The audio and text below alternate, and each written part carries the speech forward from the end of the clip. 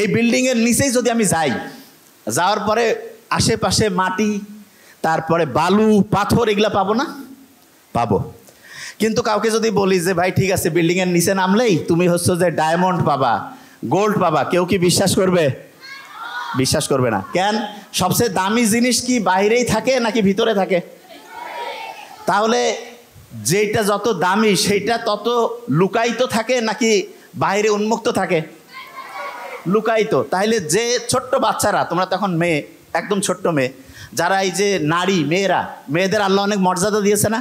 তাহলে মেয়েদের যে সৌন্দর্য, এটা দামি জিনিস না কম দামি? তাহলে দামি জিনিস কি বাইরে উন্মুক্ত থাকবে নাকি প্যাকেট করা থাকবে? প্যাকেট করা। Very nice. কি থাকবে? প্যাকেট করা। জাহান্নামের পাহারাদারের সংখ্যা হচ্ছে 19 জন। আজকে আমরা যা কিছু পড়বো, যা কিছু আলোচনা করব, দুইটা সংখ্যা নিয়ে সব খেলা। দুইটা, একটা হচ্ছে 19। কত? 19। আর কোনো নড়াচড়া করা যাবে না। বেশিক্ষণ টাইম নাই, কিন্তু কয়েক মিনিট বলবো, যা বলবো প্রত্যেকের কাছ থেকে কিন্তু ধরবো। নোবেল কিন্তু অনেক ইম্পর্টেন্ট কথা বলছে, কিন্তু সে ধরতে পারে নাই, যেহেতু আমাকে বোধহয় টাইম বেশি দেওয়ার জন্য সে তাড়াহুড়া করে বলছে। ওরটা সহ ধরবো কিন্তু। এই জন্য একদম প্রত্যেকে চুপচাপ। খোসর মোসর করলে আমি কিন্তু একসাথে 500-700 স্টুডেন্টকে, মানে এই যে ক্লাসরুমের মধ্যে কেউ কোনো কথা হবে না, খালি শিখবো আমরা একসাথে, ব্রেইনগুলো অ্যাক্টিভ হবো। এবং ব্রেইনের ক্যাপাসিটি আমি নিশ্চিত করতে পারি, যদি মাথার মধ্যে মেশিন লাগানো যায়, এখন ব্রেইনের যে অ্যাক্টিভিটি, প্রতি মিনিটে অ্যাক্টিভিটি আল্লাহর রহমতে ব্রেইনের বাড়বে। কেন?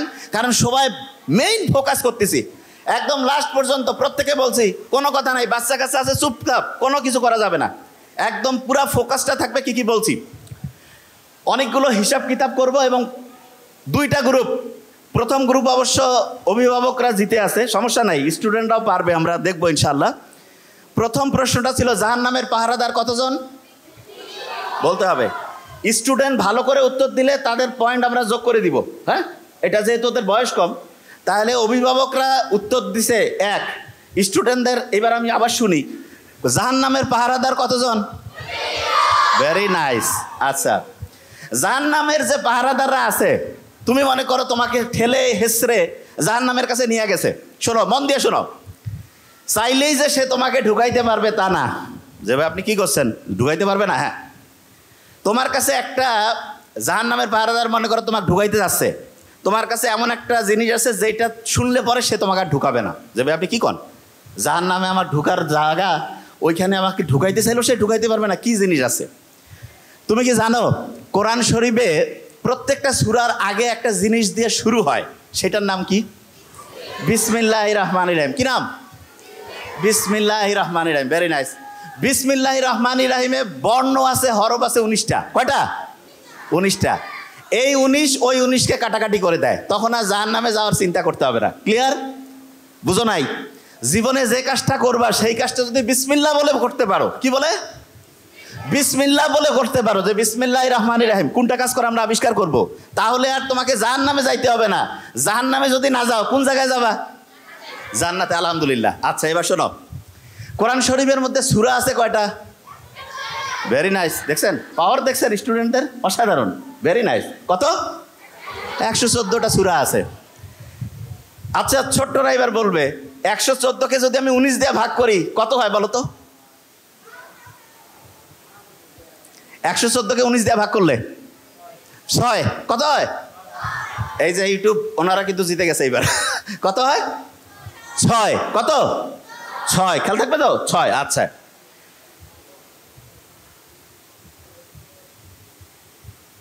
যে কেউ যদি ভালো কাজ করে তার শুরুটা করে বিসমিল্লাহ দিয়া। কি দিয়ে করে? বিসমিল্লাহ দিয়ে করে। শুরুটা হচ্ছে বিসমিল্লাহ দিয়া। আচ্ছা, তোমরা কি ধরো যে আমার বয়সের একজন আমার পাশে আছে, এই খোসর মসর শুনতে হবে, আমার বয়সের পাশে একজন আছে, সে এদিক না, সবাই দেখবে, সে আসছে, খুব মন দিতে হবে, কারণ একটা নিউরনের সাথে একটা নিউরন খোসর মসর করলে আরেকটা খোসর মসর করবে। বুঝা গেছে? সবাই মন দিলে ব্রেন সবারই একসাথে চলে আসবে। ব্রেইনের ক্যাপাসিটি যত ফোকাস দিব ব্রেইনের শক্তি বাড়বে। তার শক্তি বাড়াইতে চাই না? এখানে আসার পরে কি দুর্বল হইতে চাই না শক্তিশালী? এই যে মোবাইল, একদম একদম আমি বলছি না, আমি দেখতেছি, একদম কোনো কথা নাই। তাহলে ব্রেইনটা শক্তিশালী করতে চাই তো? আচ্ছা, শক্তিশালী যদি করতে চাই তাহলে যেই কাজগুলো করতে বলবো এখন সেটা দিয়ে শুরু হবে।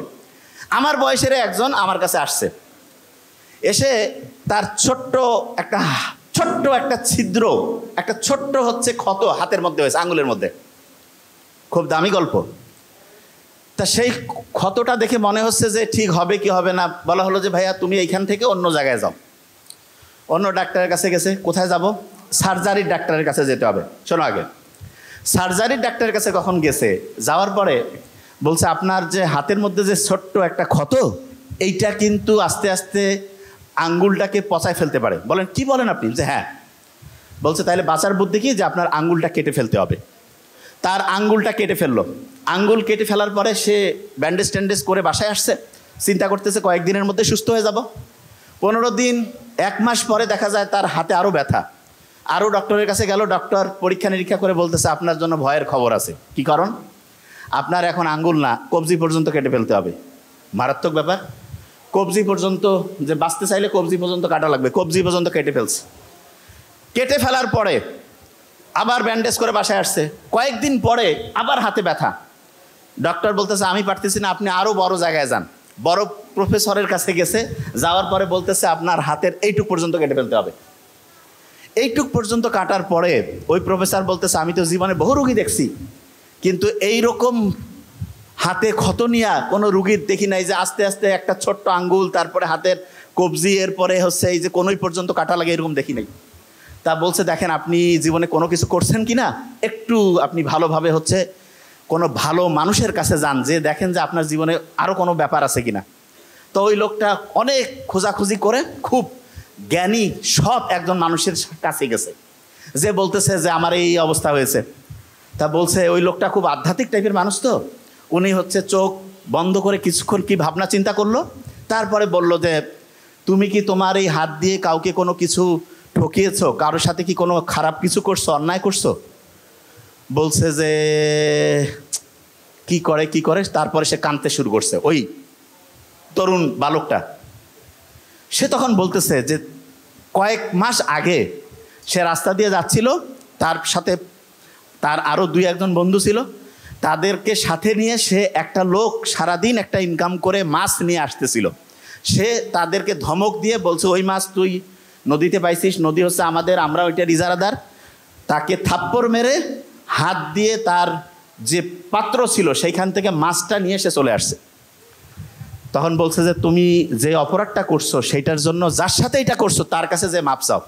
এই তারপরে সে কান্নাকাটি করে ওই লোকের কাছে গেছে, যে বলছে ভাই আমাকে যদি মাফ করে না দাও তাহলে আমার তো কবজি পর্যন্ত কোনোই পর্যন্ত গেছে, আমার গোটাল শরীরে ধ্বংস হয়ে মরে যাব। ওই লোকটা বলছে ঠিক আছে যা হয়েছে তোমাকে মাফ করে দিলাম। এর কিছুদিন পরে তার পরীক্ষা নিরীক্ষা হইলো, দেখা গেল তার হাতের যে সমস্যাটা ছিল সেটা থেকে সে দূর হয়েছে। আচ্ছা এটা থেকে আমরা কি বুঝলাম? অন্যের কি উপকার করব না ক্ষতি করব? ক্ষতি করলে আস্তে আস্তে আঙ্গুল, তারপরে হাতের কবজি, তারপরে দেখা যেতে পারে কোনো শরীরটাই শেষ হয়ে যেতে পারে না, পারে কি না? আচ্ছা এখানে একটা জিনিস বলি, আপনি যখন আপনার সন্তানকে যে কোনো জিনিস বলবেন তাকে এক্সাম্পল দিয়ে বলবেন। আল্লাহ যে কোরআন নাজিল করছে এক্সাম্পল দিয়েছে, এবং কোরআনের সবচেয়ে শ্রেষ্ঠ এক্সাম্পল হচ্ছে মুহাম্মদ সাল্লাল্লাহু আলাইহি ওয়াসাল্লাম। মুহাম্মদ সাল্লাল্লাহু আলাইহি ওয়াসাল্লামের জীবনটা কিন্তু হচ্ছে কোরআনের এক্সাম্পল। আপনি যখন আপনার সন্তানকে কিছু শেখাবেন সেটার প্রথম এক্সাম্পল হচ্ছে আপনি। তার মানে আপনারা যে মা বাবা আছেন ওনারাই হচ্ছেন আপনার সন্তানের জন্য প্রথম এক্সাম্পল। আপনি যেটা করেন আপনার সন্তান অটোমেটেড সেটাকে কপি করে। আপনি এটা বিশ্বাস করেন না, কপি করে। কীরকম কপি করে সেটা আমি একটা এক্সাম্পল দিই, তাহলে আপনি বুঝতে পারবেন। আচ্ছা এখানে দেখেন তো, একটু দেখেন, কিছু মা বাবা আছে না, এই শুনতে হবে প্রত্যেকেই, কিছু মা বাবা আছে না যে বাড়ির আশেপাশে যে কোনো কাউকে যদি দেখে যে একটু দুরবস্থায় আছে, একটু কষ্টে আছে, তাইলে হেল্প করে। আচ্ছা আশেপাশে কেউ বিপদে আছে এইরকম কাউকে দেখলে হেল্প করে, এইরকম অভিভাবক কে কে আছে? হাত উঁচু করেন তো। আচ্ছা আপনারা হাত উঁচু যারা করলেন না তারা কি আশেপাশে কাউকে হেল্প করেন না? যারা হাত উঁচু করেন নাই তারা 2টা গ্রুপ। একটা হচ্ছে ঠিকভাবে আমার কথাটা বুঝতে পারেন নাই, মন দিয়ে একটু শুনতে হবে কি বলছি, নাহলে আমরা কথার মধ্যে ঢুকতে পারবো না। আমি আবার জিজ্ঞেস করছি, এবার কিন্তু যে আমি জিজ্ঞেস করবো কিন্তু, এবং আমি ধরবো যে আপনি আসলে উত্তরটা দিলেন না কেন। যারা যারা আপনারা আশেপাশে কোনো একটা বিপদ দেখেন, কোনো একটা পরিস্থিতিতে কাউকে উপকারের সুযোগ আসছে, উপকার করেন কি করেন না? যারা যারা করেন হাত উঁচু করেন। Very nice. একটু ধরেন না, হাতটা ধরেন, একটা ব্যাপার আছে। ও সো নাইস। আচ্ছা, এবার নামান। আপনাদের একটা ভালো খবর দেই, সারা পৃথিবীতে এখন সবচাইতে বেশি প্রবলেম যেটা নিয়ে তৈরি হচ্ছে সেটা হচ্ছে স্ট্রেস, টেনশন। স্ট্রেস, টেনশন, এইটার কারণে মৃত্যুর ঝুঁকিটা 30% পর্যন্ত বাড়ে। কত পার্সেন্ট? 30%। কত? 30%। এবার আরেকবার প্রশ্নটা ধরি, জাহান্নামের পাহারাদার কতজন? Very fine. কোরআনে সূরা কয়টা?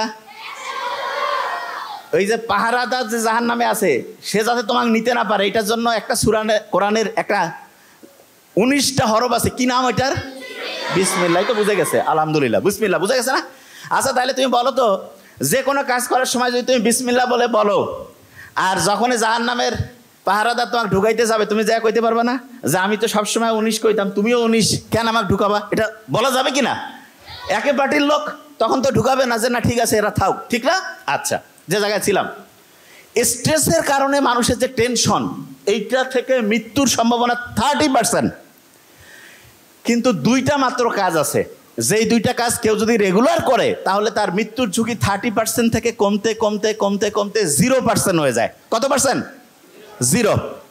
এবং সেই দুইটা কাজের সেই দুইটা কাজের একটা কাজ হচ্ছে অন্যকে সাহায্য করা, অন্যকে হেল্প করা। সেই দুইটা কাজের 1 নম্বর কাজ অন্যকে হেল্প করা, অন্যকে সাহায্য করা, এটা 1 নম্বর। 2 নম্বর কাজটা কি সেটা আমি বলতেছি, তার আগে একটা জিনিস বলি।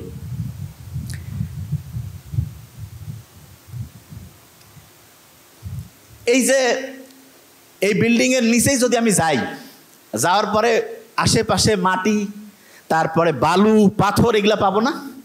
পাবো। কিন্তু কাউকে যদি বলি যে ভাই ঠিক আছে বিল্ডিংয়ের নিচে নামলেই তুমি হচ্ছে যে ডায়মন্ড পাবা, গোল্ড পাবা, কেউ কি বিশ্বাস করবে? বিশ্বাস করবে না। কেন? সবচেয়ে দামি জিনিস কি বাইরেই থাকে নাকি ভিতরে থাকে?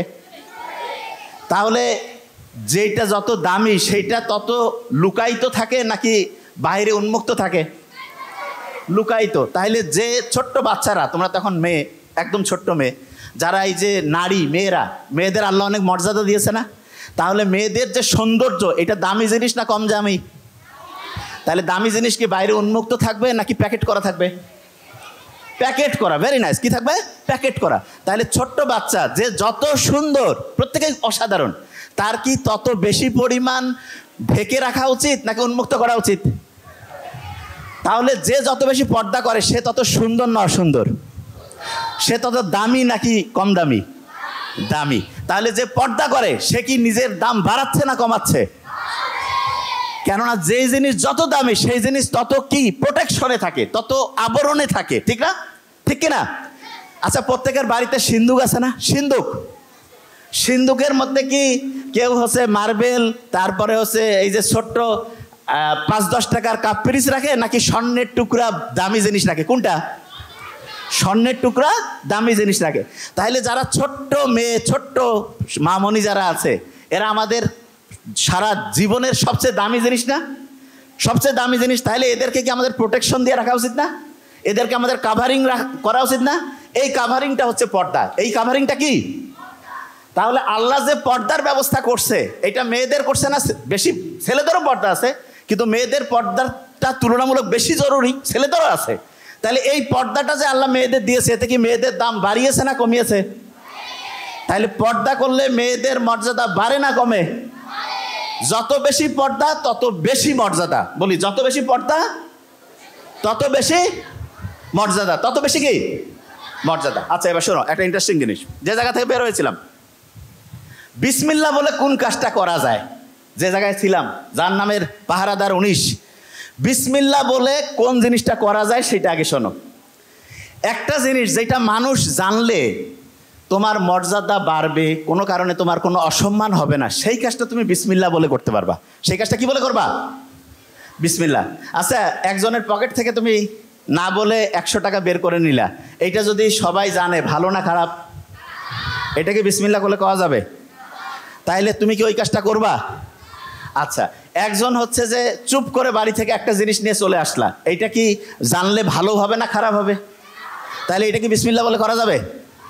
আচ্ছা, তুমি রাস্তা দিয়ে যাচ্ছ, একজন অন্ধ, সে দেখতেছে না, তাকে তুমি হচ্ছে একটু হাতটা ধরে রাস্তাটা পার করাই দিলা, এইটা জানলে তোমার বাড়িতে মানুষ খুশি হবে না কষ্ট পাবে? কি হবে? এটা কি বলে করবা? বিসমিল্লাহ। কি বলে করবা? তোমার মা মনে করো একটু কাজ করতেছে প্রচুর, তুমি যে তাকে একটু কাজে হেল্প করলা, এতে কি তোমার আব্বা আসার পরে তোমার আম্মা যখন বললো যে আমার ছেলে বা মেয়ে আমাকে কাজে হেল্প করছে, এতে কি খুশি হবে নাকি রাগ করবে? তাহলে এটা কি বলে করবা? বিসমিল্লাহ। তুমি পড়তেছো, পড়ার সময় তোমার মা এসে দেখলো তুমি পড়তেছো, তোমাকে সে একটু খাবার দাবার দিল, এইটা কি ভালো কাজ হইলো না খারাপ কাজ? তাহলে এটা কি বলে করবা? তাইলে যেই কাজটা শুনলে পরে মর্যাদা বাড়ে, যেই কাজটার কারণে নিজের সম্মান উপরে উঠে, সেই কাজটা কি দিয়ে শুরু করব? সেটা কি দিয়ে করব? বিসমিল্লাহ। আচ্ছা, বিসমিল্লাহ দিয়ে যদি করি, দেখো কত লাভ। আল্লাহ কি বলছেন শোনো। আচ্ছা, তোমরা নামাজ যে পড়ো, নামাজ প্রত্যেক রাকাতে সূরা ফাতিহা পড়ো না? সূরা ফাতিহা। আচ্ছা বলো তো আমাকে, সূরা ফাতিহার কয়টা আয়াত আছে? Very nice. কয়টা? 7টা। একটা হিসাব দেই, শুনলে অবাক হবা। আচ্ছা, ছোট্ট বাচ্চারা যারা আছো, 1 বছর থেকে নামাজ পড়তেছো, ঘর পড়তা কারা কারা? হাত উঁচু করো তো। 1 বছর থেকে নামাজ পড়তেছো, 1 বছরের বেশি হলে হবে, 1 বছর। আচ্ছা আচ্ছা, বড় মানুষ যারা আছে তারা 1 বছর থেকে নামাজ, তার বেশি বললে কোনো সমস্যা নেই, হাত উঁচু করে। 1 বছর বা তার বেশি নামাজ পড়তেছে, হাত উঁচু করা যাবে। 1 বছর বা তার বেশি নামাজ। আচ্ছা, একটা ইন্টারেস্টিং জিনিস বলি, আপনি যারা 1 বছর নামাজ পড়ছেন, প্রায় 10,000 বার সূরা ফাতিহা আল্লাহর রহমতে পড়ে ফেলছেন। 10,000 বার। কাউকে যদি আমি বলি এই 10,000 বার সূরা ফাতিহা পড়ো, কিন্তু কবে না এটা কি সম্ভব? কিন্তু জাস্ট প্রত্যেক দিন প্রায় 30 রাকাতের মতো আমরা নামাজ পড়ি। ফজরে 4, জোহরে ধরলাম 10, আসরে 4, মাগরিবে ধরলাম 7 বা 5, এশায় ধরলাম 9, গড় পড়তা প্রায় 30 রাকাত। 1 মাসে 900 রাকাত, 1 বছরে 10,800, আরো কয়েকশো বাদ দিলাম, 10,000 বার সূরা ফাতিহা আমরা পড়ছি। লাভটা কি হয়েছে? বিজ্ঞানীরা দেখছে সূরা ফাতিহা যে শুরু হয় আলহামদুলিল্লাহ দিয়া, শুকরিয়া আদায় করা। বিজ্ঞানীরা বলতেছে প্রত্যেক দিন সকালে উঠে তুমি যদি শুকরিয়া আদায় করো, এই যে চশমা, শুকরিয়া আদায় করো যে হ্যাঁ আমি ভালো আছি, তখন আমাদের শরীরের মাথা থেকে শুরু করে প্রত্যেকটা অংশ অ্যাক্টিভ হয়ে যায়, খুশি হয়ে যায়। যেমন আমি যদি বলি এই ছেলেটার খুব অসাধারণ ব্রেন, এই ছেলেটা অসাধারণ কিছু করবে, মনটা চাঙ্গা হয়ে যায় না? এইরকম যখনই আমি আল্লাহর কাছে শুকরিয়া আদায় করি, আমার শরীরের মাথা থেকে শুরু করে প্রত্যেকটা অংশ অ্যাক্টিভ হয়ে যায়, খুশি হয়ে যায়। এবং এরা যখন খুশি হয়ে যাবে, যে কেউ খুশি অবস্থায় বেশি কাজ করে না কম কাজ করে? এই দেখো কত এনার্জি, বেশি কাজ না কম কাজ? তাইলে আমাদের মাথা থেকে পা পর্যন্ত সবগুলো জিনিসকে যদি আমি খুশি করতে চাই, আমাকে আলহামদুলিল্লাহ বলতে হবে। কি বলতে হবে? তা আলহামদুলিল্লাহ তো এমনিতে বলতে মন চায় না, এই জন্য আল্লাহ নামাজের মধ্যে প্যাকেট করে দিয়ে দিছে। প্রত্যেক নামাজে আমরা সূরা ফাতিহা পড়ি, আলহামদুলিল্লাহ রাব্বিল আলামিন দিয়ে শুরু করি।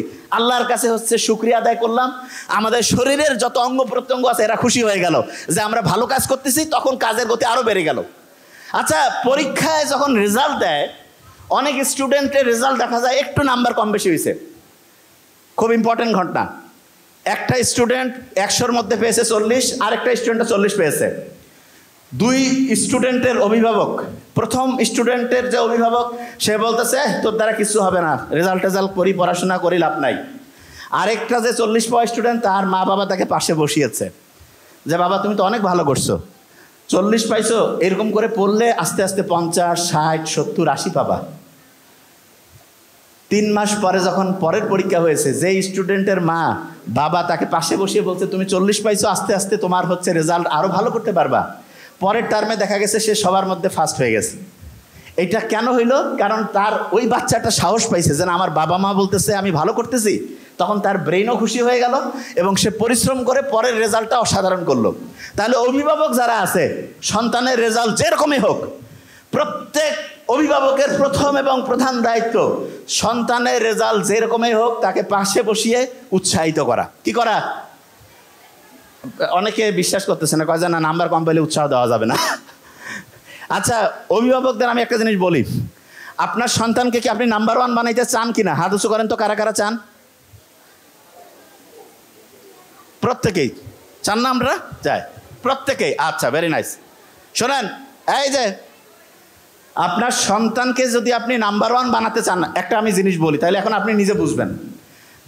আপনার বাসায় একজন সুস্থ আছে, একজন অসুস্থ, হেল্প কি সুস্থ লোকের বেশি দরকার না অসুস্থর? এটা কি কঠিন কাজ? কার দরকার? অসুস্থের। একজন নাম্বার পাইছে 80 আর একজন 40, পড়াশোনায় অসুস্থকে 40। এরা ভালো উত্তর দিচ্ছে, ভেরি নাইস। 40 হচ্ছে অসুস্থ। তাইলে সেবা শুশ্রূষা কি 80-র বেশি দরকার না 40-এর? কিন্তু আমরা অভিভাবকরা কি ঠিক আচরণ করি? এই যে স্টুডেন্ট বলতেছে নো। তার মানে দেখা যায় 80 পাইলে কয় খুশি, আর 40 পাইলে বেজার। তাইলে আসলে কি অভিভাবক হিসাবে আমি আমার কাজটা ঠিক করতে পারছি? এই জন্য দেখেন ইসলাম, দেখেন কি অসাধারণ। ছোট্ট শিশু নাম্বার কম পাইছে, তাকে উৎসাহ কি কম দেওয়া উচিত না বেশি? আচ্ছা, একজন খুব স্বাস্থ্যবান আর একজন রোগাশোকা, কাকে বেশি পুষ্টিকর খাবার দিব? যে রোগাশোকা। তাহলে যে নাম্বার কম পাইছে তাকে কি বেশি উৎসাহ দিতে হবে না কম? বেশি উৎসাহ দিতে হবে। বেশি উৎসাহ যদি দিতে চাই তাহলে তাকে উৎসাহ দেওয়ার জন্য তাকে 1 নাম্বার বুদ্ধি হচ্ছে তার প্রশংসা করা। কি করা? প্রশংসা। কিরকম প্রশংসা? যে তুমি এই যে চেষ্টা করতেছো, 40 পাইছো নাম্বার ব্যাপার না, তুমি চেষ্টা করতেছো, আমরা খুব খুশি হয়েছি। প্রত্যেক অভিভাবককে আজকে ওয়াদা করতে হবে জীবনে। দেখেন আমাদের কাছে, আমাদের নাবিল একাডেমিতে বহুত প্রত্যেক দিন কয়েক হাজার করে হচ্ছে কাগজ আসে। তার মধ্যে আমরা কমন একগুলো কাগজ পাই, সেটা কি জানেন? স্টুডেন্টরা চিঠি লেখে আমাদের পেজে, আমাদের ওইখানে যারা প্যানেল আছে তাদেরকে, তারা ওই কাগজগুলো আমার ছোট ভাই ডক্টর নোবেল কখনো কখনো আমার কাছে পাঠায়। তাদের যে চিঠিটা লেখে সেই চিঠির সামারি যদি করি, সংক্ষেপে যদি বলি কীরকম, যে আমি এই সমস্যায় আছি, প্রত্যেকের সমস্যা ভিন্ন, শেষে একটা কমন জিনিস আসে। বিশেষ দ্রষ্টব্য দিয়া লিখছে 2 পৃষ্ঠায় যে আমি যে সমস্যা বলছি এইটা কোনোভাবে যাতে আমার আব্বা আম্মা না জানে। আপনি দেখেন ওরা আমাদেরকে বিশ্বাস করতেছে, অথচ মা বাবা হচ্ছে সন্তানের জীবনের শ্রেষ্ঠ অ্যাডভাইজার, শ্রেষ্ঠ কাউন্সিলর।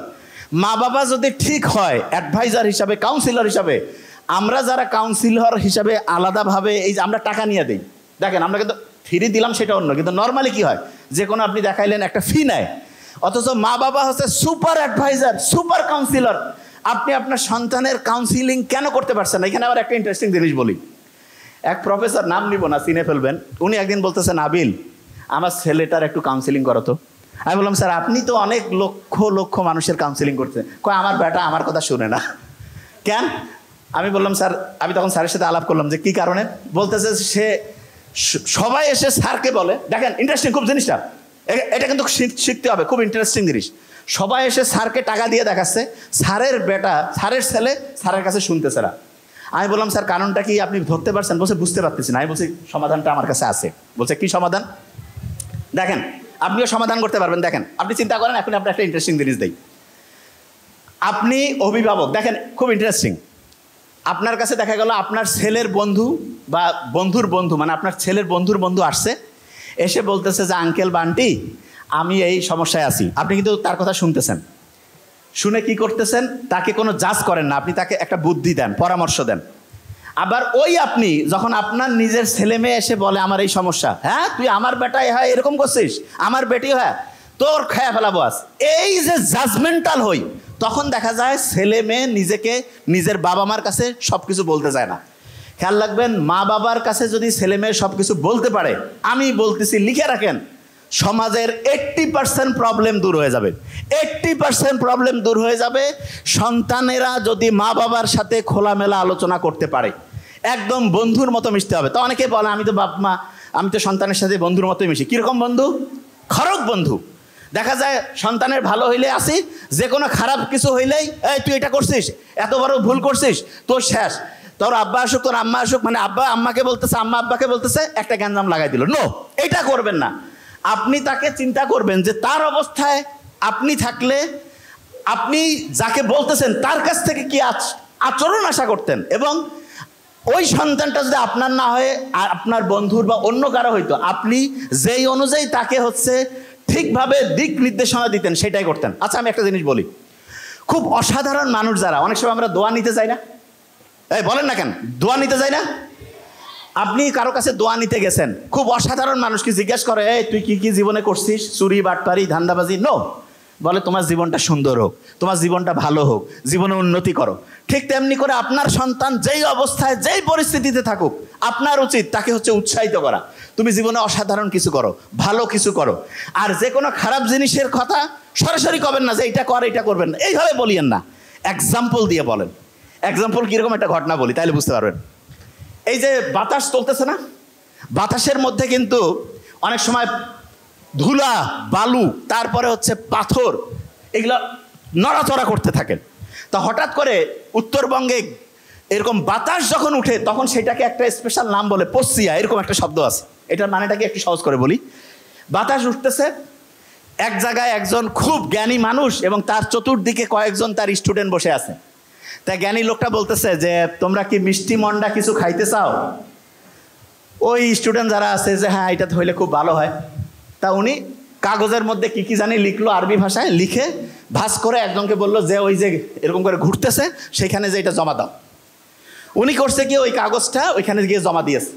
দেওয়ার পরে দুই একদম বক্স মিষ্টি আর হচ্ছে যে ওইটাকে বলে যে হচ্ছে সন্দেশ চলে আসছে। আসার পরে তো সবাই খুব মজা করে খাইলো। ওই যে স্টুডেন্টকে দিছিল হাতের লেখা, সে কিন্তু যাওয়ার সময় একটু দেখে নিছে।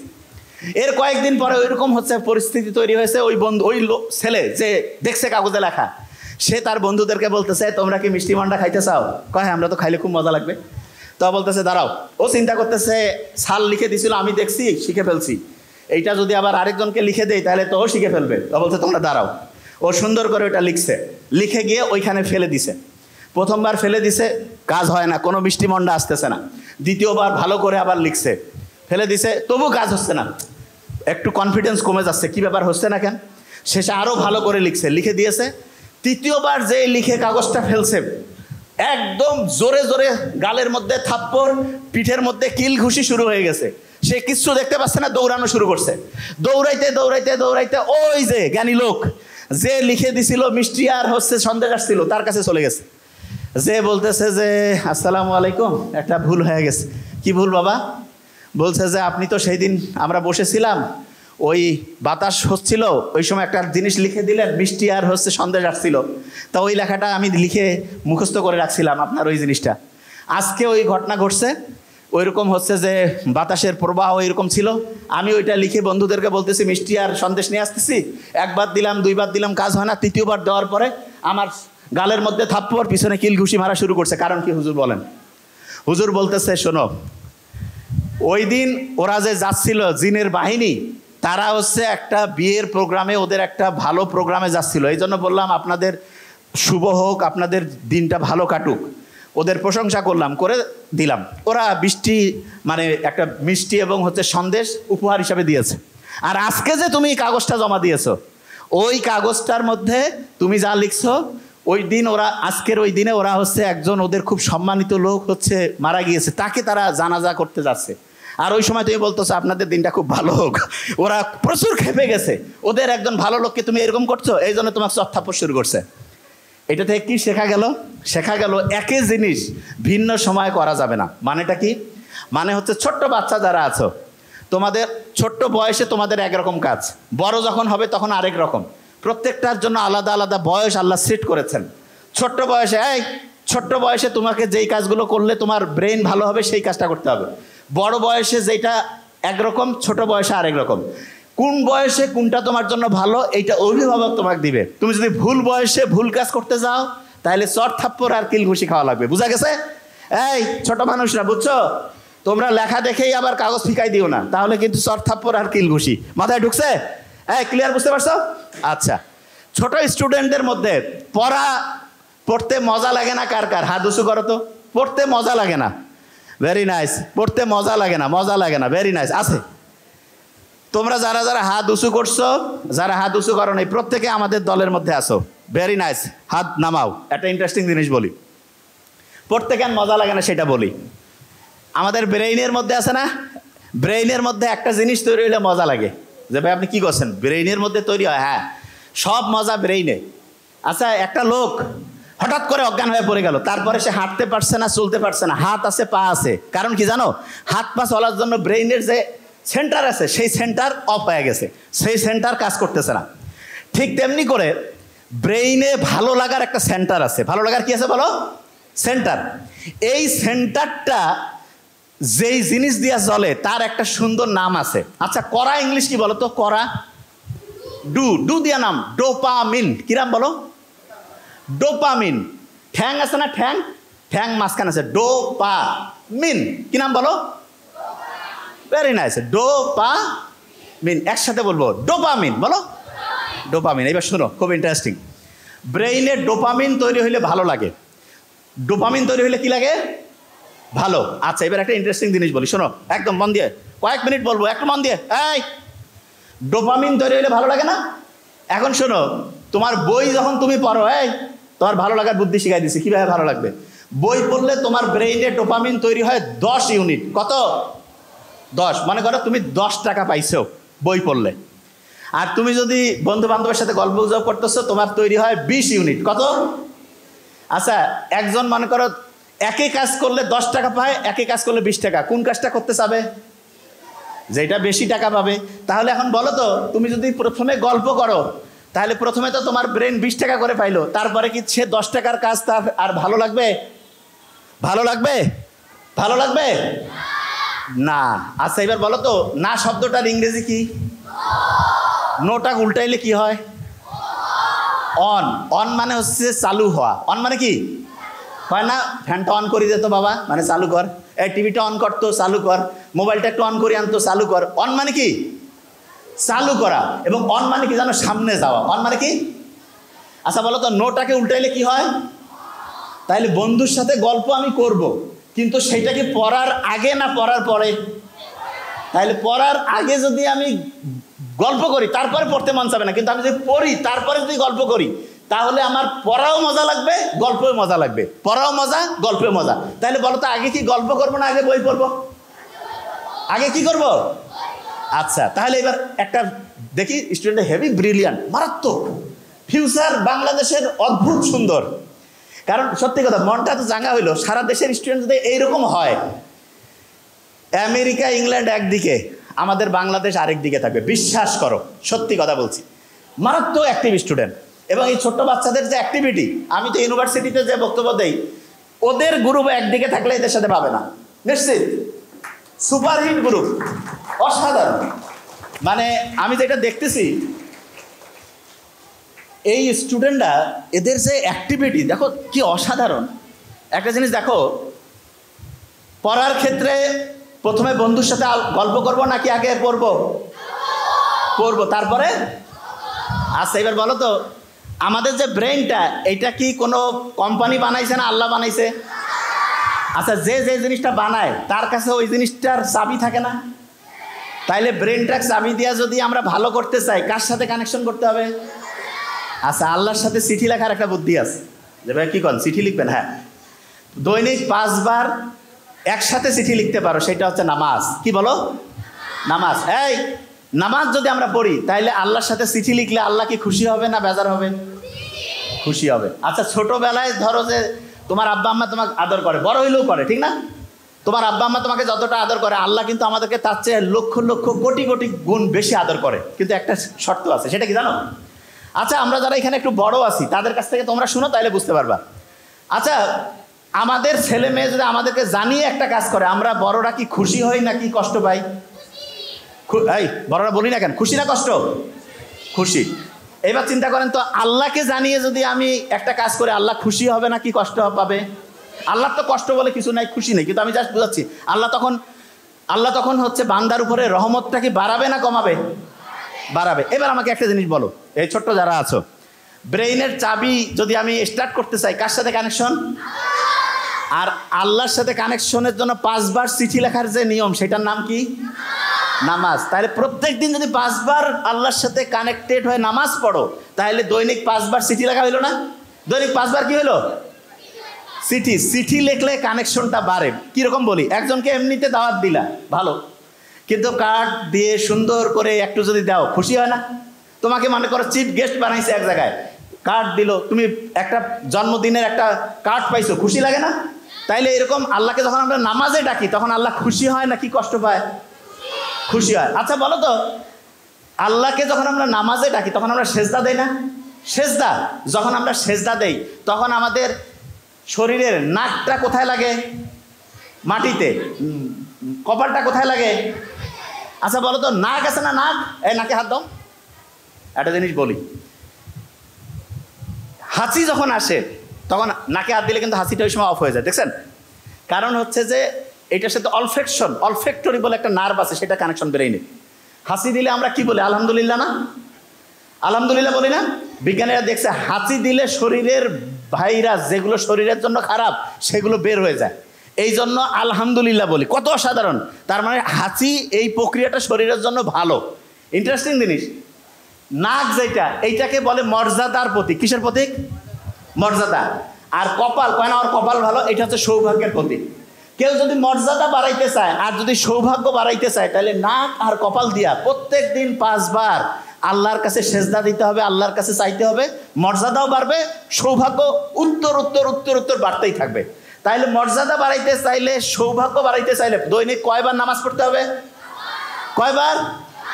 আচ্ছা, নামাজ যখন আমরা পড়ি, নামাজ যখন পড়ি তখন আল্লাহ শুকরিয়া আদায় করি কি করি না? শুকরিয়া আদায় করি। আচ্ছা, এবার অনেকে বলবে যে ভাই, যে নামাজ পড়তেছি দৈনিক কিন্তু ব্রেইন বাড়তেছে না, অনেকে বলে না? এই আচ্ছা, ব্রেইনের ক্যাপাসিটি মানে ব্রেইনটা ঠিকভাবে কাজ করে না, এইরকম কার কার মনে হয় ব্রেইন কাজ করে না ঠিকভাবে ছোট বাচ্চার মধ্যে? আচ্ছা, ভেরি ফাইন। ব্রেইনটা মনে হচ্ছে একটু কাজ করে কম না? আচ্ছা, এদের ব্রেইনটা বাড়াই দিতে হবে, এখন ব্যবস্থা করতেছি। ব্রেইনটা কীভাবে বাড়ায় শুনো, তোমাদের একটা বুদ্ধি শিখাই, তাহলে তোমার ব্রেইনটা বাড়বে। কীরকম সেটা বলি। এই ছোট্ট বাচ্চাদের দেখতেছি চশমার পরিমাণটা একটু বাড়ছে মনে হচ্ছে, আগেছে না? এটা এর আগেও বলছে, আরেকবার একটু খেয়াল করাই দেই। আমেরিকান যে হচ্ছে চক্ষু বিশেষজ্ঞ কমিটি আছে, ইউএস একাডেমি অফ অপথ্যালমোলজি, ওরা একটা রিপোর্ট দিয়েছে 2050 সাল, মানে এটা 2025, আর 25 বছর পর এইখানে যদি 500 জন স্টুডেন্ট থাকে, পাশাপাশি 2 জনের 1 জনের চোখে চশমা থাকবে। তার মানে 50%-এর চোখে চশমা। আমরা যারা একটু সিনিয়র, এদের চোখে চশমা তুলনামূলক কম। দেখেন তুলনামূলক, যে আপনি পার্সেন্টেজটা দেখেন, কারণটা কি সেটা বলি। এবং আমরা যখন ওই বয়সে ছিলাম চশমা আরও কম ছিল। এটা কেন হইলো সেটা বলি। ছোট্ট শিশুদের চোখের যে ক্যাপাসিটি, এটার চোখের এই যে দেখার জন্য একটা পেশি আছে, তা সেইটা ঠিকভাবে কাজ করার জন্য সূর্যের আলো লাগে। তুমি চোখটাকে যদি ঠিকভাবে কাজ করতে দিতে চাও, তাহলে তোমার প্রত্যেক দিন সূর্যের আলোতে 30 মিনিট থেকে 45 মিনিট থাকতে হবে। তাহলে আস্তে আস্তে চোখের যে ক্যাপাসিটিটা সেটা ঠিক থাকবে। তাহলে বলো তো ছোট্ট বাচ্চারা, প্রত্যেক দিন সূর্যের আলোয় কত মিনিট থাকবা? দেখছেন কত স্ট্রং? 30 থেকে 45 মিনিট। আচ্ছা, যে জায়গায় ছিলাম, ব্রেইনের পাওয়ারটা কিভাবে বাড়াবে সেটা বলি, শোনেন।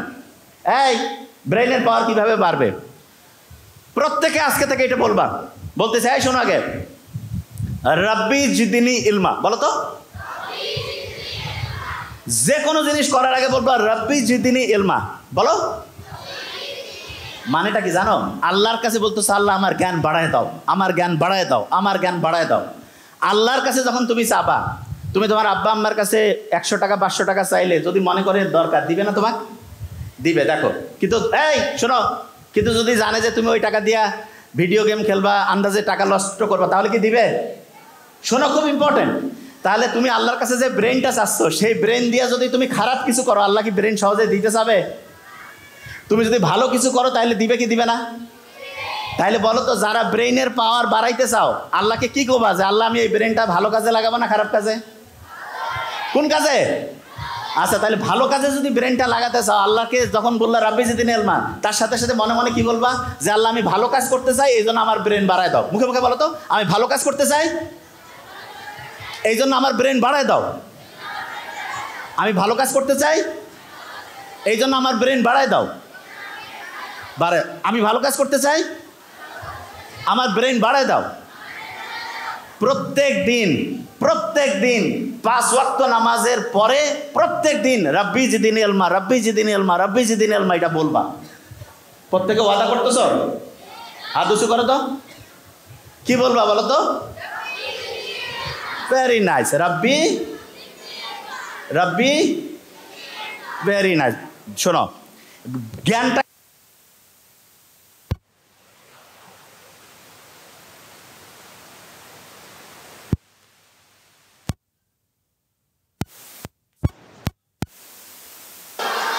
আচ্ছা, বন্ধু অন্যকে হেল্প করা, এটা ভালো কাজ না খারাপ? এইটা করলে আল্লাহ ব্রেন বাড়াবে না কমাবে? আচ্ছা, তুমি মনে করো 500 টাকা নিছো, নেওয়ার পরে বই কিনে আনছো, পড়তেছো, তোমার আব্বা তোমাকে আরো টাকা বাড়াই দিবে না কমাই দিবে? তাহলে তুমি যে আল্লাহর জ্ঞান দিল সেটা দিয়ে ভালো কাজ করতেছো, আল্লাহ জ্ঞান বাড়াবে না কমাবে? বাড়াবে। শোনো, তোমাদের মনে মতো একটা বুদ্ধি আসতেছে না, যে আমি মনে মনে কব আল্লাহ আমার খালি বুদ্ধিটা আসুক তারপর খারাপ কাজ করব না, এরকম মনে হচ্ছে যে বুদ্ধিটা আগে দেও। আচ্ছা শুনো, তুমি কি করবা না করবা এটা আল্লাহ সব জানে, আল্লাহ সব জানে। এই দাঁড়ান, এই যে খোঁচার মতো শুরু হয়ে গেছে। হ্যাঁ, একটা জিনিস ক্লিয়ার করি, প্রত্যেকটা স্টুডেন্টকে যে জিনিসটা মাথায় নিতে হবে সেটা হচ্ছে আমি যত ভালো কাজ করব আমার ব্রেইনের অ্যাক্টিভিটি বাড়বে এবং আস্তে আস্তে আস্তে আমার পড়াটা মনেও থাকবে ভালো। তাহলে প্রথম আল্লাহর কাছে চাবো। আর 2 নাম্বার কি জানো, খুব ইম্পর্টেন্ট, যেটা করলে তোমার ব্রেইন বাড়বে কি সেটা বলি। তুমি যত সত্যি কথা বলবা তোমার ব্রেন ওইটা শুনবে এবং ওইটা মনে রাখবে। বললো তো সত্যি বললে ব্রেনের পাওয়ার বাড়বে না কমবে? যত বেশি সত্য বলবো ব্রেনের পাওয়ার বাড়বে না কমবে? আর যদি মিথ্যা বলি তাহলে এখন থেকে কি সত্যি বলবো না মিথ্যা বলবো? সত্যি বললে ব্রেনের পাওয়ার বাড়বে না কমবে? বাড়বে। আচ্ছা, আরেকটা ইন্টারেস্টিং জিনিস, এই মা বাবাকে যদি সম্মান করো, এই যে আছে না তোমরা ছোট মানুষ, মা বাবাকে যদি সম্মান করো তাহলে তোমার ব্রেইনের যে আছে না এইখানে তখন হচ্ছে তারা খুশি হয়ে যায়। এরা যদি খুশি হয় তাহলে তখন এরা ভালো করে কাজ করবে না খারাপ করে?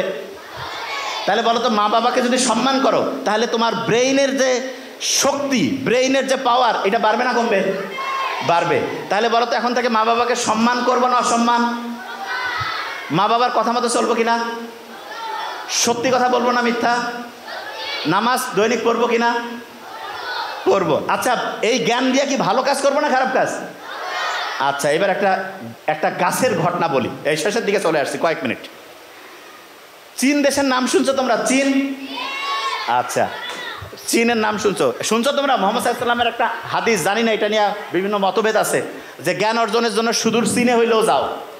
এই চীনে একটা গাছ আছে, গাছ, সেই গাছের যে বীজটা সেখানে যখন বপন করা হয়, পানি দিলা, পানি দেওয়ার পরে 3 মাস 6 মাস 1 বছর গেল, কোনো কিছু দেখা যায় না।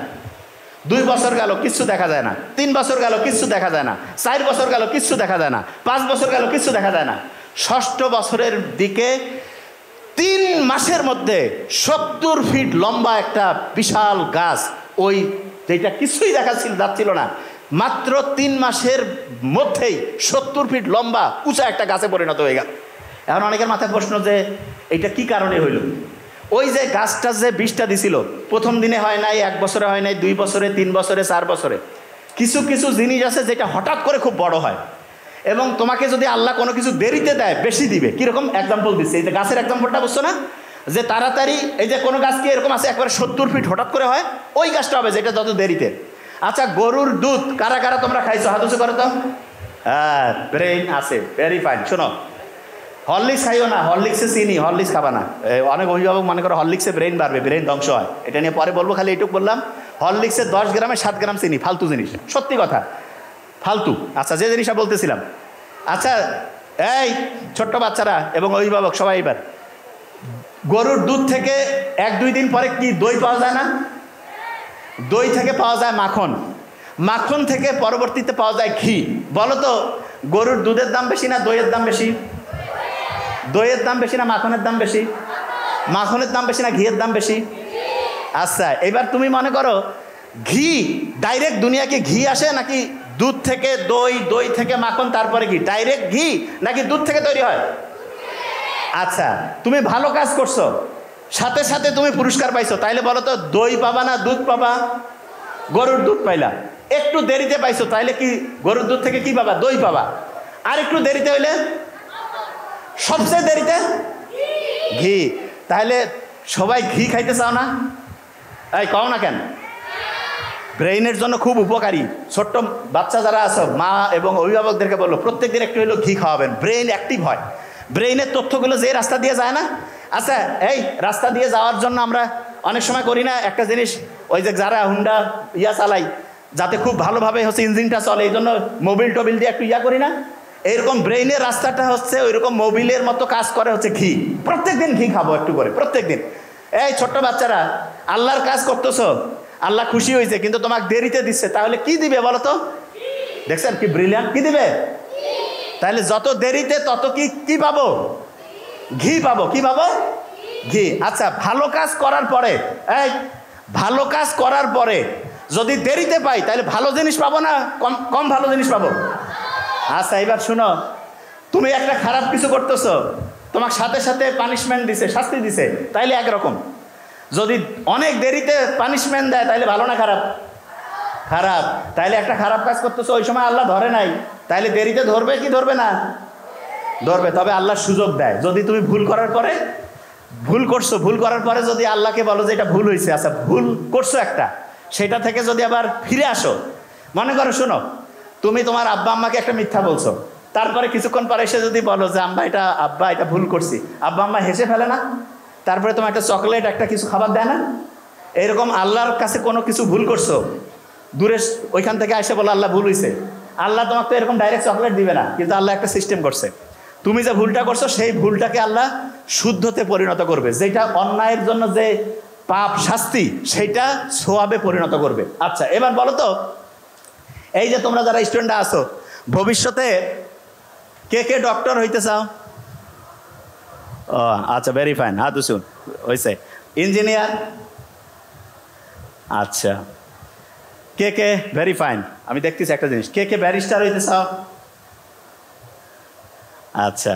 কে কে পলিটিক্যাল লিডার হইতে চাও? রাজনীতিতে কে কে যাইতে চাও? আচ্ছা। ভালো মানুষ কে কে হইতে চাও? ও ভেরি নাইস। পলিটিক্যাল লিডার আর ভালো মানুষ বোধহয় পুরা বিপরীত। পলিটিক্যাল লিডার হইতে চাচ্ছে সবচেয়ে কম, ভালো মানুষ সবাই, মানে সবাই বুঝে গেছে পলিটিক্যাল লিডার ভালো লোক হয় না। ভেরি নাইস, খুব সুন্দর লাগতেছে, হাত নামাও। এই যে হাত উঁচু করছো না, যখন হাত উঁচু করো তখন ব্রেইনের রক্তের প্রবাহটা বাড়ে। তাহলে বলো তো, এক হাত উঁচু করলে রক্তের প্রবাহ বাড়বে বেশি না দুই হাত? তাহলে দুই হাত উঁচু করো তো, এক্সারসাইজ হচ্ছে।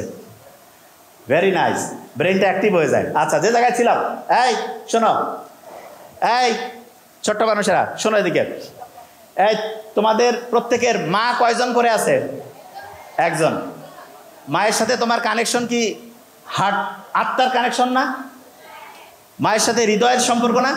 আমাদের শরীরের মধ্যে এরকম একটা হার্ট আছে, হৃদয়। তাহলে বলো তো, মা যদি একটা হয়, হার্ট কয়টা হবে? কয়টা হবে? একটা। এই দুইটা হবে? ও একটা একটা যোগ করি দুইটা নাকি? একটা হবে। কয়টা? একটা। আচ্ছা, অভিভাবক যারা আছেন শোনেন, শেষের কয়েক মিনিটে আমরা শেষ করব এখন। এবং ওই যে যেটা ধরছিলাম, জাহান্নামের পাহারাদার কয়টা? বিসমিল্লাহর কোড কত? 114কে 19 দিয়ে ভাগ করলে কত? ভালো কাজ করলে শক্তি বাড়ে না কমে? খারাপ কাজ করলে শক্তি বাড়ে না কমে? আল্লাহর সাথে চিঠি লেখার 5 বার না নিয়ম কি? সত্যি কথা বললে ব্রেন বাড়বে না কমবে? আচ্ছা, তোমরা ছোট মানুষ যারা, একটা বুদ্ধি বলি, এইটা কিসের বোতল? পানি। আমাদের ভেরি নাইস, আমাদের যে ব্রেইন আছে না, ব্রেইনটা এইখানে পানির মধ্যে, এই ব্রেইনটা হচ্ছে ডুবা থাকে, ভাসতে থাকে। ব্রেইনে যদি পানি 5% কমে, 5, তাহলে তোমার ব্রেইনের যে শক্তি 25% কমবে। কত পার্সেন্ট? তাহলে বলো তো, তোমরা ছোট মানুষ যারা আছো, ব্রেইনের পাওয়ার বাড়াইতে চাও না কমাইতে? প্রত্যেক দিন সকালে উঠে 2 গ্লাস করে পানি খাবা। কয় গ্লাস? কয় গ্লাস? কি বলে খাবা? বিসমিল্লাহ না আল্লাহু আকবার? বিসমিল্লাহ। খাওয়ার পরে কি আলহামদুলিল্লাহ বলবা না অন্য কিছু? ব্রেইনের পাওয়ার খালি বাড়তেছে না? বাড়তেছে না? আলহামদুলিল্লাহ বললে বাড়বে, বিসমিল্লাহ বললে বাড়বে। ফিরে ওদিকে শয়তান যে 19 জন যে আছে জাহান্নামের প্রহরী, ওরা তো কাছে বাবা সাবধান, এদের কাছে যাওয়া যাবে না, ঠিক না? আচ্ছা, তাহলে বলো তো, ছোট্ট মানুষ যারা আছে, প্রত্যেক দিন সকালে উঠে কয় গ্লাস পানি খাবা? 2 গ্লাস। আচ্ছা, এবার শোনো, শয়তান আছে না? এই শয়তান আছে কিনা শোনো আগে। কোরআন শরীফে আল্লাহ শয়তানের কথা যতবার বলছে, ফেরেশতার কথা ততবার বলছে বিপরীত। শয়তান সবচাইতে বেশি ঘোরাঘুরি করে কোন সময় তোমরা কি জানো? সন্ধ্যার একটু পর থেকে ওদের ঘোরাঘুরি শুরু হয়। আমরা দিনের বেলায় জানি, আর শয়তানের মুভমেন্ট শুরু হয় বেশিরভাগ হচ্ছে মাগরিবের পর থেকে। মনে করো, যত রাত বাড়ে শয়তানের চতুর্দিকে ঘোরাঘুরি বাড়ে, তত বেশি ওরা অ্যাক্টিভ হয়। তাহলে বলো তো, আমরা যদি শয়তান থেকে বাঁচতে চাই, তাইলে রাতে কি আমাদের বেশিক্ষণ জেগে থাকা উচিত না তাড়াতাড়ি ঘুমানো? তাইলে বলো তো, যেই কাজগুলো শয়তানি কাজ, এগুলো কি বেশি রাতে হবে না দিনে? তাহলে যত বেশি রাতে যেই কাজটা হচ্ছে, এই বিভিন্ন প্রোগ্রাম, এগুলা কি বেশিরভাগ ওইখানে শয়তান কি বাড়বে না কমবে? তাহলে বলো তো, শয়তান থেকে বাঁচতে চাইলে দেরিতে ঘুমাবা না তাড়াতাড়ি? শয়তান যদি ব্রেনের মধ্যে ঢুকে, ব্রেনের পাওয়ার বাড়াবে না কমাবে? তাইলে বলো তো, ব্রেনের পাওয়ার বাড়াইতে চাইলে তাড়াতাড়ি ঘুমাবা না দেরিতে? আচ্ছা, আর সকালে যখন ঘুম থেকে উঠলা, উঠে যখন ফজরের নামাজ পড়বা না, শয়তান একদম দূর, যে বাবা এর সাথে থাকা যাবে না। কেন? কারণ জানে যে শয়তানের কথা মতো চলবে না। ফজরের নামাজ যখনই পড়লা, সারাদিন শয়তান কাছে এর সাথে থাকি লাভ নাই। তাহলে শয়তান থেকে যদি সারাদিন বাঁচতে চাই, ফজরের নামাজ পড়বো কি পড়বো না? তাইলে বলো তো, রাতে তাড়াতাড়ি ঘুমাবা না দেরিতে? ফজরে উঠে কি করবা? নামাজ পড়বা কি পড়বা না? আচ্ছা, নামাজ যখন পড়লা, বড় বড় সব শয়তান চলে গেল, ছোটখাটো দুই একটা শয়তান থাকে, ওদেরকে কি কাছে রাখতে চাও না দূরে সরাইতে চাও? ওই সময় একটু কোরআন পড়বা। কি পড়বা? ছোট শয়তান বড় শয়তান সব পালাইলো, তখন খালি আল্লাহর ফেরেশতা, আল্লাহর রহমত, ব্রেন বাড়বে না কমবে? তাহলে রাতে তাড়াতাড়ি ঘুম, সকালে তাড়াতাড়ি উঠবো, বড়দের কথা শুনবো, বাবা মার সাথে সত্যি কথা বলবো, নামাজ পড়বো। এই নিয়মে যদি চলি, সারা বাংলাদেশ অসাধারণ, সারা দুনিয়ার একটা শ্রেষ্ঠ দেশ হবে, এবং সেই দেশটা তোমরা তৈরি করবা। Thank you so much. আসসালামু আলাইকুম। প্রশ্নগুলো আমি উত্তর দিয়ে দিচ্ছি, আপনারা জাস্ট নোট ডাউন করে ফেলুন। এই প্রশ্নগুলোর উত্তরগুলো লাইফ চেঞ্জিং হতে পারে। খুব দ্রুত বলতে হবে, 5 থেকে 7 মিনিট, খুব দ্রুত। খালি প্রশ্নগুলো আমাকে দিয়ে দেন, আমি এক এক করে উত্তর দ্রুত বলে দিচ্ছি। আর প্রত্যেকে নোট ডাউন করে ফেলুন, প্লিজ নোট ডাউন করে ফেলবেন, অন্য অনেকে যারা আছে তারাও জানতে পারবে। আমি বলে দিচ্ছি, দেখেন খুব ইন্টারেস্টিং কোশ্চেন্স, আমি যেটা বলবো নোট ডাউন করে ফেলবেন, এবং এইটাই আপনার গাইডলাইন হয়ে যাবে ইনশাল্লাহ।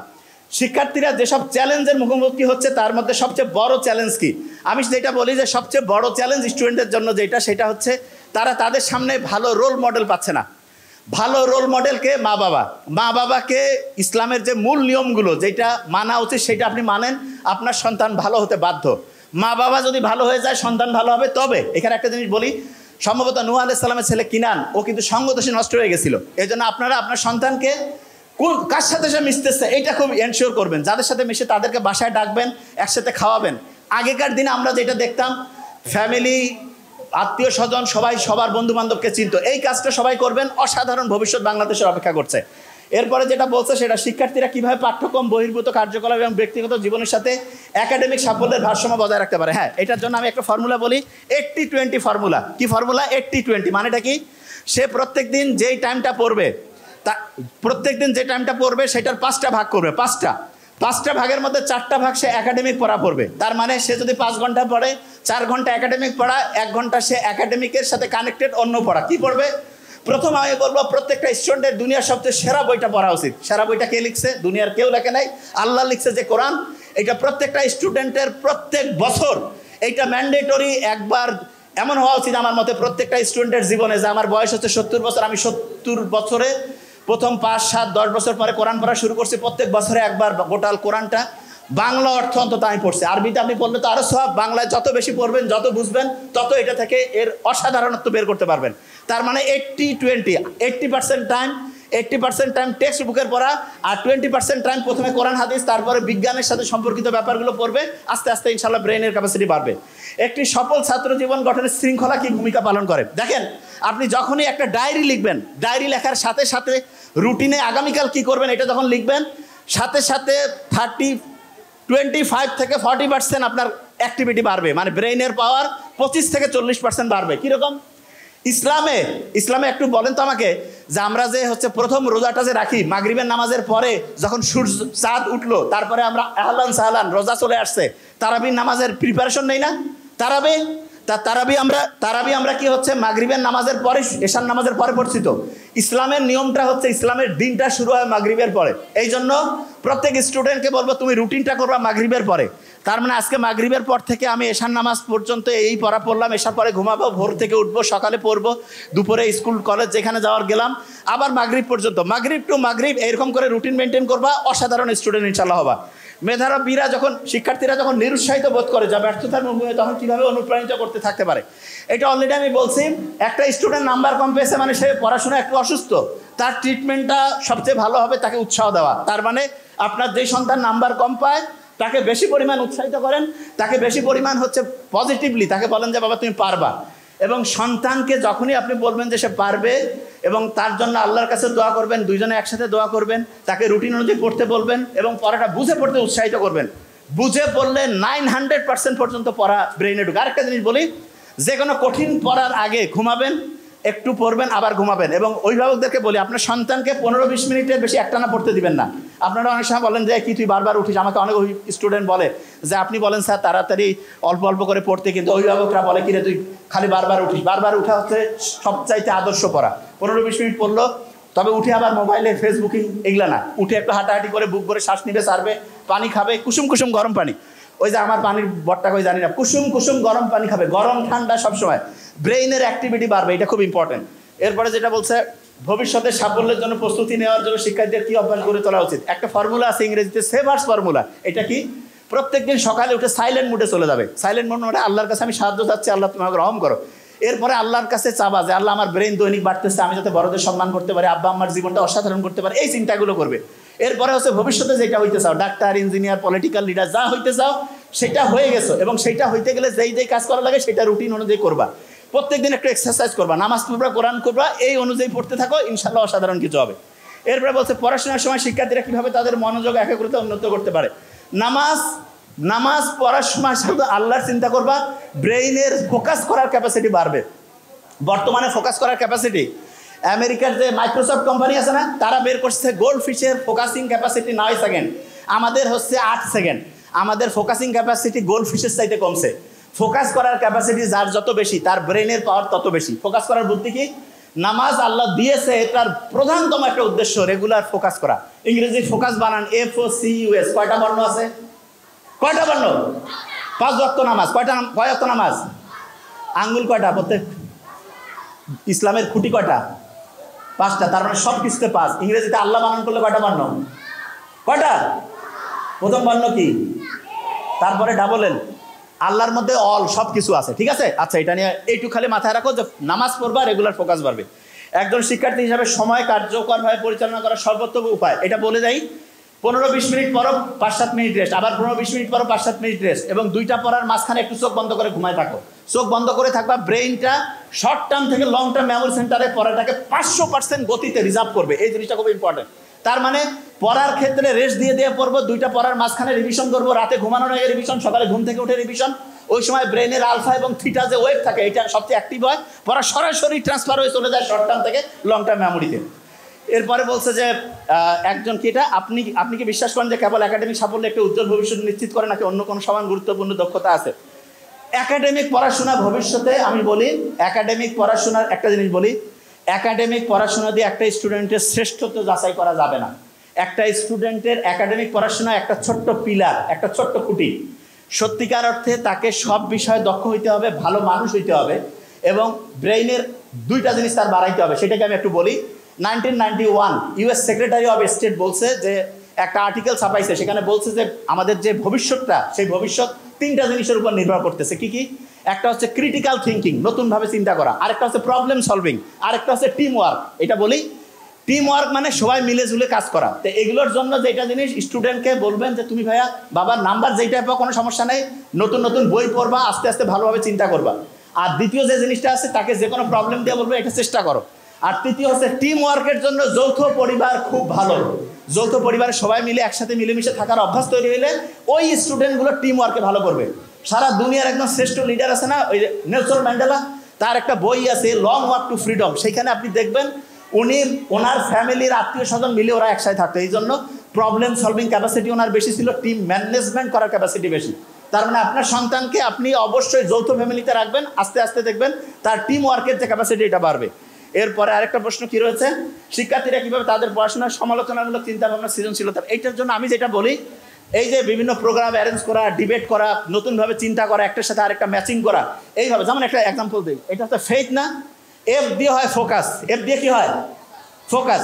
এ আছে না, এ দিয়ে হইতে পারে অ্যাটিটিউড। কি নাম বলো? অ্যাটিটিউড মানে কি জানো? যে কোনো জিনিসকে পজিটিভভাবে নেওয়া যায়, এটা আমার জন্য ভালো। এরপরে আই আছে না, আইতে হচ্ছে ইন্টেলিজেন্স, ব্রেইনের ক্যাপাসিটি, ভালো কাজ করলে বাড়ে। পি আছে না, সত্যি কথা বলা, সত্যি কথা বললে ফোকাসও বাড়বে, ব্রেইনের ক্যাপাসিটিও বাড়বে। এই যেটা আছে, এইটা হচ্ছে হার্ড ওয়ার্কিং, প্রত্যেকদিন ভালো কাজ করবা, পরিশ্রম করবা, ব্রেইনের ক্যাপাসিটি বাড়বে। ঠিক আছে, যে কোনো জিনিস এইভাবে চিন্তা করবা। এরপরে যেটা রয়েছে সেটা হচ্ছে, এটাকে পরীক্ষা এবং একাডেমিক চাপের সাথে লড়াই করা শিক্ষার্থীরা। আপনার পরামর্শকে আমি একটা জিনিস বলি, স্টুডেন্টদেরকে হচ্ছে স্বাভাবিকভাবে তাদের কার্যক্রম বিকশিত করার জন্য কোনো প্রেশার দিবেন না। প্রেশারটা কি জানেন? ছোট বাচ্চা যখন হচ্ছে ঘাড় এই যে এরকম করে বাঁকা করে থাকে, তখন এই যে এরকম করে আছে না, তখন তার ঘাড়ের মধ্যে 15 কেজি ওজনের একটা বস্তা থাকে। এই জন্য ছোট বাচ্চাকে বলবেন যে এই যে এরকম করে ঘাড় সোজা করো, এই সোজা করো, তাহলে কি হবে, ঘাড় থেকে বোঝা নামি গেল, ব্রেইন অ্যাক্টিভ হয়ে গেল। কারণ ঘাড়ের মধ্যে যদি একটা 15 কেজি বস্তা দিয়ে কই হাট, ভালো লাগবে, ওরা যে কেমন লাগতেছে খোসর মোসর। এই জন্য ঘাড় সোজা করবেন। ওই যে ছোটবেলায় যে আরামে দ্বারা সোজা করা আছে না, ওইগুলো কিন্তু ভালো ছিল, সূর্যের আলো আসতো, ব্রেইন অ্যাক্টিভ হইতো। এরপরে একজন শিক্ষার্থী জীবনে পড়াশোনার পাশাপাশি চরিত্র গঠন করা। চরিত্র মানে কি বলি, বাবা মার সাথে সম্মান সুযোগ আচরণ করা, কোনো খারাপ কাজ করব না, ভালো কিছু করব, এবং সবচেয়ে গুরুত্বপূর্ণ যেটা অন্যের উপকার করা।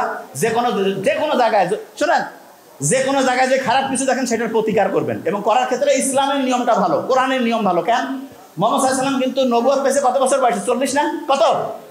40। উনি কিন্তু একটা শান্তি সংঘ তৈরি করছিল প্রবলেম সলভ করার জন্য। 17 বছর বয়সে, নাম হিলফুল বুজল। 40 থেকে 17 বিয়ে করলে কত? 23। এই 23 বছরে মুহাম্মদ সাল্লাল্লাহু আলাইহি ওয়াসাল্লাম সেরকম অসাধারণ কিছু করে নাই, কিন্তু সবচেয়ে অসাধারণত্ব কত? 40-এ যখন নবুয়ত পাইলো, তারপরে 63 বছর পর্যন্ত। 40 আর 63 পার্থক্য কত? 23।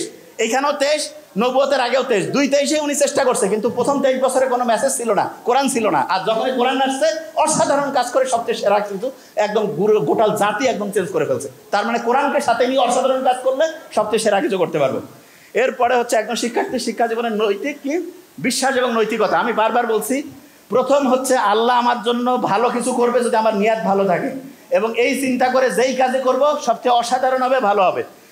এরপরে বলছে কি, দ্রুত পরিবর্তনশীল বিশ্ব এবং ভবিষ্যতের কেরিয়ারের জন্য শিক্ষার্থীদের কীভাবে। শোনো স্টুডেন্টরা, তোমরা, আমি একটা জিনিস বলি, তোমরা আজকে যারা আসো, আমি একটা, যারা এখানে কমিটি আছে তাদেরকে আমি বলবো, এদের প্রত্যেকের একটা ঠিকানা রাখিয়েন, এবং আজ থেকে 10-15 বছর পরে আমরা যদি দেখি, একটা রিসার্চ হয়ে যেতে পারে, সারা বাংলাদেশের সবচেয়ে সেরা স্টুডেন্ট হিসাবে যারা অসাধারণত্ব অর্জন করবে, তাদের মধ্যে এখানকার অনেকে থাকবে। আমি বললাম, এটা লিখে রাখেন, ইনশাআল্লাহ অসাধারণত্ব করবে। কেন, যদি এই ফর্মুলাগুলো তারা ফলো করে। এটা আপনারা লিখে রাখেন, এবং এটা একটা 100% একটা বড় রকমের রিসার্চ হতে পারে। এটা আপনারা করে দেখিয়েন, ফর্মুলা মানবেন, 100% রেজাল্ট চলে আসবে। লাস্ট কোশ্চেন যেটা, শিক্ষক অভিভাবক, আচ্ছা এই প্রশ্নের উত্তরটা এখানে যোগ করে দিচ্ছে, শিক্ষক অভিভাবক এবং শিক্ষার্থীরা কীভাবে একটা ইতিবাচক শিক্ষার পরিবেশ তৈরি করতে পারে। এখানে বলি আমি একটা জিনিস, গতকালকে আমি ইউনিভার্সিটি মানারাতে একটা কথা বলছিলাম, যে 50 জন স্টুডেন্টকে আলাদা করে নিয়েছে, বলছে এরা সবচেয়ে সেরা স্টুডেন্ট। প্রফেসরদের বলছে আপনারা সবচেয়ে সেরা, অভিভাবকদেরকে বলছে আপনার স্টুডেন্ট কিন্তু সবচেয়ে সেরা 50-এর মধ্যে আসছে, এবং এই 3টা গ্রুপে বিশ্বাস করছে এরা সবচেয়ে সেরা। 6 মাস পরে যখন পরীক্ষা হয়েছে, সবচেয়ে সেরা স্টুডেন্ট ওই 50 জন হয়েছে। প্রফেসর তারপরে বললো যে আমি সবাইকে আলাদা করে বাছাই করি নাই, যে কোনো কাউকে আন্দাজে নিয়েছে, কিন্তু প্রত্যেককে এটা বিশ্বাস করাইতে বাধ্য করছি যে তুমি সবচেয়ে সেরা স্টুডেন্ট। টিচারদেরকে বলছে আপনি সবচেয়ে সেরা প্রফেসর, যে স্টুডেন্ট দিয়েছি সেরা তারা সেরা। অভিভাবক যারা, তাদেরকে বলছে আপনার বাচ্চারা সেরা। সবাই সেরা সেরা বলতে বলতে 6 মাস পরে অসাধারণ সেরা রেজাল্ট সবাই করছে। এই জিনিসটা সবার মধ্যে নিয়ে আসলে অসাধারণত্ব ইনশাল্লাহ চলে আসবে। তা প্রত্যেককেই বলবো আমাদের জন্য দোয়া করবেন, এবং অসাধারণ কিছু অবশ্যই আমরা করবো। Thank you so much. আসসালামু আলাইকুম।